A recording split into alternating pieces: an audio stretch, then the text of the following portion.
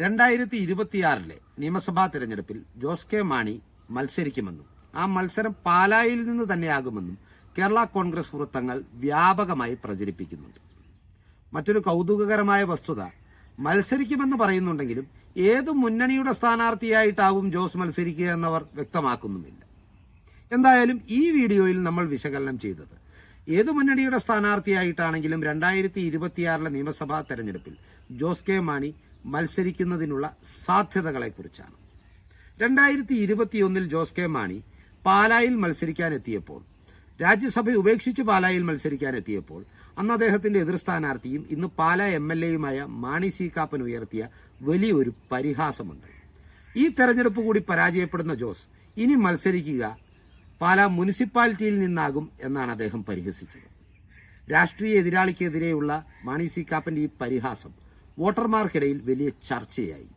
കാരണം ലോക്സഭ ഉപേക്ഷിച്ച് രാജ്യസഭയിലേക്ക് പോയ ജോസ് കെ മാണി രാജ്യസഭ ഉപേക്ഷിച്ച് നിയമസഭയിലേക്ക് വരുന്നു എന്നുള്ള ആ ഒരു സംഭവം അദ്ദേഹത്തിന്റെ രാഷ്ട്രീയ വിശ്വാസ്യതയെ തകർത്ത ഘടകങ്ങളിലൊന്നാണ്, അദ്ദേഹത്തിന്റെ കനത്ത തോൽവിക്ക് കാരണമായ ഘടകങ്ങളിലൊന്നാണ്.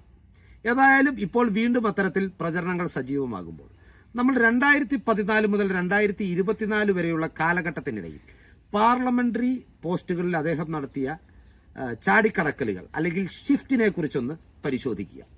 2014 അദ്ദേഹം കോട്ടയത്തിന്റെ MP ആയി തിരഞ്ഞെടുക്കപ്പെടുന്നു.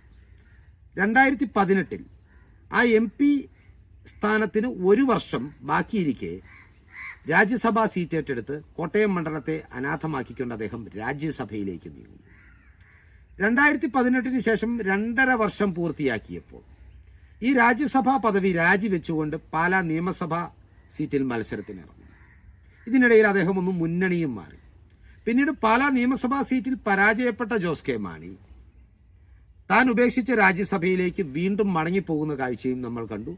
ആ രാജ്യസഭാ ടേം പൂർത്തിയായപ്പോൾ 2024 ഇനി 6 വർഷം കാലാവധിയുള്ള രാജ്യസഭാ പദവി അദ്ദേഹം വീണ്ടും ഏറ്റെടുക്കുന്നതും നാം കണ്ടു. അതുകൊണ്ട് തന്നെ ഇനിയൊരു തെരഞ്ഞെടുപ്പ് നടക്കുന്ന 2026 അദ്ദേഹം മത്സര രംഗത്തിറങ്ങുകയാണെങ്കിൽ അദ്ദേഹത്തിന്റെ രാജ്യസഭാ കാലാവധിയിൽ 4 വർഷം കൂടി ശേഷിക്കും. ഇത്തരത്തിൽ ഏറെ പരിഹാസ്യനായിക്കൊണ്ട് അദ്ദേഹം തെരഞ്ഞെടുപ്പ് രംഗത്ത് വീണ്ടും പ്രത്യക്ഷപ്പെടാനുള്ള സാധ്യത വളരെ കുറവാണെന്ന് സാമാന്യ ബുദ്ധിയുള്ള ആർക്കും മനസ്സിലാക്കാൻ സാധിക്കുമെങ്കിൽ രാഷ്ട്രീയത്തിലെ കുശാഗ്ര ബുദ്ധിക്കാരനായ പരിണിതപ്രജ്ഞനായിരുന്ന KM മാണിയുടെ മകന് അത് മനസ്സിലാക്കാൻ വലിയ ബുദ്ധിമുട്ടുണ്ടാകും. ഇനി രണ്ടാമതൊരു വിഷയം, പാലാ മണ്ഡലത്തിൽ നിന്ന് അദ്ദേഹം മത്സരിക്കുമോ എന്നുള്ളതാണ്. പാലാ മണ്ഡലം പൊതുവിലൊരു വലിയ UDF സ്വഭാവം കാണിക്കുന്ന മണ്ഡലമാണ്. 2016 നിയമസഭാ തിരഞ്ഞെടുപ്പിൽ KM മാണി കനത്ത വെല്ലുവിളി മാണി സി കാപ്പനിൽ നിന്ന് ഏറ്റുവാങ്ങിയെങ്കിലും അദ്ദേഹം വിജയിച്ചു കയറുന്ന കാഴ്ചയാണ് നാം കണ്ടത്. പാലാ മണ്ഡലത്തിന് സമീപകാല ചരിത്രത്തിൽ ആദ്യമായി ഒരു ഇടതു സ്വഭാവം കൈവരുന്നത് KM മാണിയുടെ മരണശേഷം 2019 നടന്ന നിയമസഭാ തിരഞ്ഞെടുപ്പിൽ മാണി സി കാപ്പൻ നേടിയ വിജയത്തിലൂടെയാണ്. പക്ഷേ ഇവിടെ ഒരു മുന്നണിയുടെ രാഷ്ട്രീയ സ്വഭാവത്തിനപ്പുറം തുടർച്ചയായി 4 വട്ടം മത്സരിക്കുന്ന മാണി സി കാപ്പനോടുള്ളൊരു സഹതാപം വർക്കൗട്ട് ആയിട്ടുണ്ടായിരുന്നു. പിന്നീട് 2021 കാപ്പൻ മത്സരിക്കുന്നത് UDF സ്ഥാനാർത്ഥിയായിട്ടാണ്. വലിയ ഭൂരിപക്ഷത്തിലാണ് അദ്ദേഹം വിജയിച്ചത്. പിന്നീട് 2024 നടന്ന ലോക്സഭാ തെരഞ്ഞെടുപ്പിലും പാലാ മണ്ഡലത്തിൽ, കോട്ടയം പാർലമെന്റ് മണ്ഡലത്തിന്റെ ഭാഗമായ പാലാ നിയോജക മണ്ഡലത്തിൽ UDF സ്ഥാനാർത്ഥിയായി മത്സരിച്ച ഫ്രാൻസിസ് ജോർജിന് 12,000-ലധികം വോട്ടുകളുടെ ഭൂരിപക്ഷം ലഭിച്ചു. ഇവിടെ നാം പ്രത്യേകം ഓർക്കേണ്ടത് സിറ്റിംഗ് MP ആയ കോട്ടയംകാരനായ തോമസ് ചാഴികാടനെയാണ് ജോസഫ് ഗ്രൂപ്പിന്റെ സ്ഥാനാർത്ഥിയായി മൂവാറ്റുപുഴയിൽ നിന്നെത്തി കോട്ടയത്തത്ര പരിചിതനല്ലാത്ത ഫ്രാൻസിസ് ജോർജ് പരാജയപ്പെടുത്തിയത്. ഞാൻ പറയുന്നത് കോട്ടയത്തത്ര പരിചിതനല്ല എന്നുള്ളതാണ്. അദ്ദേഹം ഇടുക്കിയുടെ MP ആയിരുന്നു, എന്നാലും കോട്ടയത്ത് അദ്ദേഹം തീരെ പരിചിതനായിരുന്നില്ല. അപ്പോൾ ഈ സാഹചര്യങ്ങളിൽ നിന്ന് നമുക്ക് കൃത്യമായി മനസ്സിലാക്കാവുന്നത് മണ്ഡലത്തിന്റെ ഒരു UDF സ്വഭാവമാണ്. ഇനി ഏതെങ്കിലും കാരണവശാൽ ജോസ് കെ മാണി പാലായിൽ നിന്ന് വീണ്ടും നിയമസഭയിലേക്ക് 2026 തിരഞ്ഞെടുപ്പിൽ മത്സരിക്കുന്നുണ്ടെങ്കിൽ അദ്ദേഹം ആഗ്രഹിക്കുന്നത് UDF സ്ഥാനാർത്ഥിയായി മത്സരിക്കാനാവും. എന്നാൽ നിലവിലെ സാഹചര്യത്തിൽ UDFന്റെ അഭിവാജ്യ ഘടകമായി മാറിയിരിക്കുകയാണ് മാണി സി കാപ്പൻ MLA. അതുകൊണ്ട് തന്നെ അദ്ദേഹത്തെ ഒഴിവാക്കി പാലാ സീറ്റ് ജോസിന് വിട്ടുകൊടുക്കാനുള്ള സാധ്യത വളരെ കുറവാണ് UDFൽ നിന്ന്. അപ്പോൾ ഇവിടെയും പാലാ മണ്ഡലത്തിൽ നിന്ന് അദ്ദേഹം മത്സരിക്കുവാനുള്ള സാധ്യതകൾ തീരെ അടയുകയാണ്.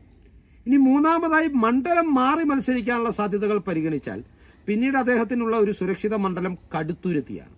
കടുത്തുരുത്തിയിലേക്ക് എത്തുമ്പോഴും അവിടെ സിറ്റിംഗ് MLA എന്ന് പറയുന്നത് UDFന്റെ ഒരു പ്രധാനപ്പെട്ട നേതാവായ ജോസഫ് ഗ്രൂപ്പിന്റെ രണ്ടാം നേതാവായ മോൻസ് ജോസഫാണ്.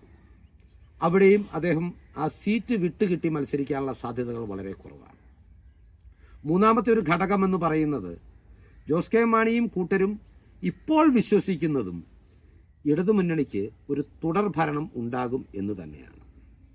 ഈ സാഹചര്യത്തിൽ മറ്റൊരു സുരക്ഷിതമായ മണ്ഡലം നേടിയെടുത്ത് അദ്ദേഹം മത്സരരംഗത്ത് ഇറങ്ങാനുള്ള സാധ്യതകളാണ് ശക്തമാകുന്നത്. കാരണം പാലായിലും കടുത്തുരുത്തിയിലും കഴിഞ്ഞ പാർലമെന്റ് തിരഞ്ഞെടുപ്പിൽ കണ്ട UDF അനുഭാവ അന്തരീക്ഷം ജോസ് കെ മാണിയെ ഭയപ്പെടുത്തുന്നുണ്ടാവും. അങ്ങനെ വന്നാൽ ആ മറ്റൊരു സുരക്ഷിത മണ്ഡലം ഏത് എന്നൊരു ചോദ്യം പ്രസക്തമാകുന്നുണ്ട്. എന്തായാലും പാലായും കടുത്തുരുത്തിയും ഉപേക്ഷിച്ച് കോട്ടയത്ത് മറ്റൊരു നിയോജക മണ്ഡലം തെരഞ്ഞെടുക്കുക എന്നുള്ളത് ഒരു ഒളിച്ചോട്ടമായി ചിത്രീകരിക്കപ്പെടും എന്നുള്ളത് കൊണ്ട് തന്നെ ഇടതുമുന്നണിയുടെ ഭാഗമായി 2026 ജോസ് കെ മാണി മത്സരിക്കുകയാണെങ്കിൽ നമ്മൾ ഒരു ഹൈ റേഞ്ചിലോട്ടുള്ള ഏതെങ്കിലും ഒരു കുടിയേറ്റ കർഷകർക്ക് പ്രാതിനിധ്യം കൂടുതലുള്ള മലബാർ ബെൽറ്റിലെ ഒരു സീറ്റിലായിരിക്കും, തിരുവമ്പാടി പോലൊരു സീറ്റായിരിക്കും അദ്ദേഹം തിരഞ്ഞെടുക്കുക എന്ന് നമുക്ക് സ്വാഭാവികമായും വിലയിരുത്താം. ഇനി അതല്ല, ഇടതുമുന്നണിക്കൊരു തുടർഭരണം വരാനുള്ള സാധ്യതകൾ ജോസ് കെ മാണി മുന്നിൽ കാണുന്നില്ല എന്നുണ്ടെങ്കിൽ നമുക്ക് രാഷ്ട്രീയ ബോധമുള്ള ആർക്കും മനസ്സിലാക്കാവുന്ന ഒരു കാര്യം അദ്ദേഹം ആ തെരഞ്ഞെടുപ്പ് രംഗത്തു നിന്ന് വിട്ടുനിൽക്കും എന്നുള്ളതാണ്. എന്നിട്ട് അദ്ദേഹം കാത്തിരിക്കും 2031 നടക്കുന്ന നിയമസഭാ തിരഞ്ഞെടുപ്പ് വരെ. അപ്പോൾ 30 വരെ അദ്ദേഹത്തിന്റെ രാജ്യസഭാ പദവിയുണ്ട്.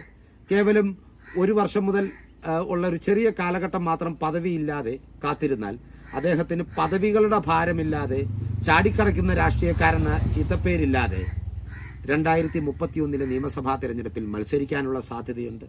അവിടെ തന്നെ മറ്റൊരു പ്രധാനപ്പെട്ട സാധ്യത മാണി സി കാപ്പൻ യുഗം അവസാനിക്കുമെന്ന് സ്വാഭാവികമായും രാഷ്ട്രീയ നിരീക്ഷകർ ഈ ഒരു ഘട്ടത്തിൽ വിലയിരുത്തുന്നതും 2031 കാരണം കാപ്പന്റെ പ്രായവും അദ്ദേഹം 3 ടേം പൂർത്തിയാക്കുന്നതോടെ അദ്ദേഹം മത്സരരംഗത്ത് നിന്ന് മാറി നിൽക്കാനുള്ള സാധ്യതകളെല്ലാം കണക്കിലെടുത്താണ് ഇത്തരത്തിലൊരു വിശകലനം.